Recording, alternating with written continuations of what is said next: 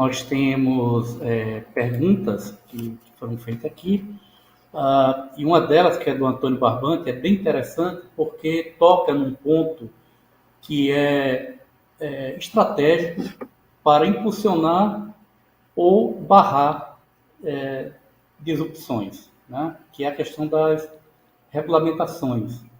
Então, o Barbante pergunta se essas modificações diferentes de cenários, né, ou de faces, né, das pessoas, se isso pode gerar implicações jurídicas ou questões políticas jurídicas.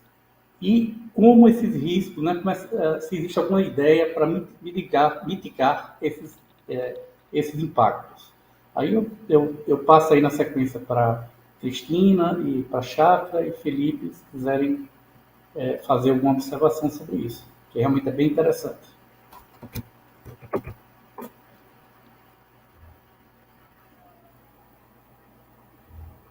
Bacana, é uma das coisas que a gente se preocupa mais, né? Todo mundo, na verdade. Eu imagino que esteja na cabeça deles os avatares, os deepfakes e tudo que a gente hoje é capaz de gerar pela inteligência artificial e que tem usos muito práticos, por exemplo, você pode fazer vídeos hoje sem você ter a pessoa ali presente, né? Você tem um avatar dela gerado por inteligência artificial como se fosse ela falando, né? Então você não tem mais aquela questão de ter que levar a pessoa para um estúdio, fazer com que ela grave, você pode fazer isso tudo sintético, né? Você tem um texto que a pessoa escreveu e a entonação de voz, tudo isso, a inteligência artificial já dá conta, já está sendo muito utilizado, por exemplo, para vídeos empresariais e para vídeos de propaganda. Mas, de fato, esbarra numa regulação que normalmente só vai chegar a reboque. Eu olho para todas essas ferramentas que a gente viu aqui e vejo que elas estão muito direcionadas para quem é o produtor do conteúdo. Então, claro que o produtor do conteúdo está sujeito a todos os regulamentos que ele já está sujeito hoje. Então, na hora de fazer uma inserção, por exemplo, de um carro que não está no take original, ele tem que saber que aquele carro que ele está colocando lá, ele tem que ter feito um acordo com o fabricante para mostrar o carro, né? Mudar a cara de uma pessoa, como a gente viu acontecer aqui, pode ser muito simples, porque quando eu estou fazendo um vídeo e eu preciso ou remoçar uma pessoa ou envelhecer uma pessoa, a inteligência artificial pode fazer isso muito mais rápido hoje, com efeitos especiais, do que a gente fazia antes com toda a parte de maquiagem, caracterização e tal, né? Mas tudo isso, de fato, vai esbarrar em regulamentações que ainda não existem. Então, assim, do ponto de vista do deepfake, por exemplo, a gente está muito preocupado aqui no Brasil como é que vai ser na eleição do ano que vem. Porque eu posso criar uma voz sintética, eu posso criar um rosto sintético, posso juntar as duas coisas e posso ter candidatos dizendo coisas que eles nunca disseram. Então, a gente vai ter que saber como lidar com isso. Imagino que o TSE esteja preocupado, né? Eu como eleitora já estou, né?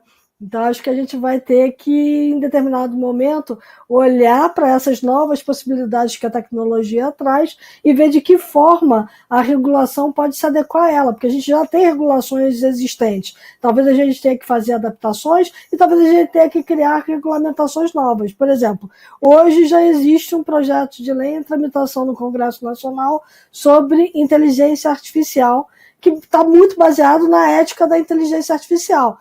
Eu já vi um monte de gente reclamando. Tem muita gente dizendo, bacana, ele é principiológico, mas tem muita coisa que ficou para depois. E essas coisas que ficaram para depois, você tem que saber quem é a agência reguladora que vai fazer, aonde vai bater, né? Que tipo de uso vai ser permitido, que tipo não vai. Então a gente tem muita discussão pela frente ainda em termos regulatórios para poder aplicar todas essas tecnologias de forma mais tranquila, vamos dizer assim. Chakra, você quer fazer alguma consideração sobre esse tema? Sure. Como isso está sendo tratado?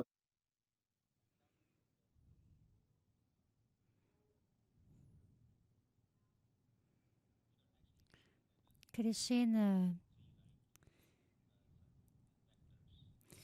ela está falando sobre os setores certos.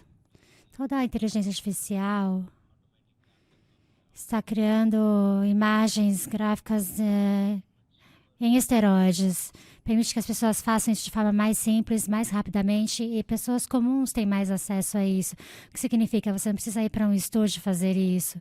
Outros broadcasters que criam conteúdo podem fazer também. Então, essa parte é muito direto. O produtor é conhecido, ele tem limitações, o que pode fazer, o que não pode fazer também. E ele é instruído ao que fazer.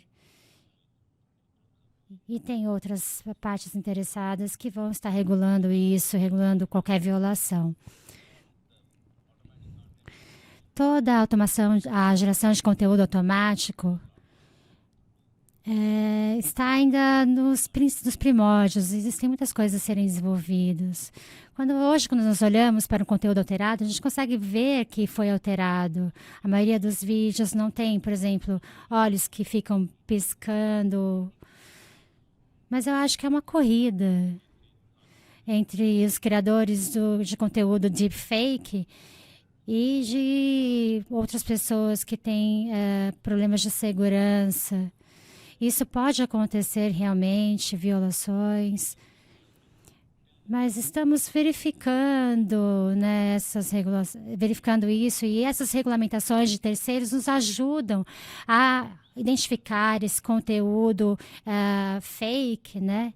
E eu acho que as regulamentações deveriam nos ajudar a conseguir prevenir isso. Nós ainda temos um tempo para conseguir alinhar essa questão, mas eu acho que vamos conseguir com o tempo.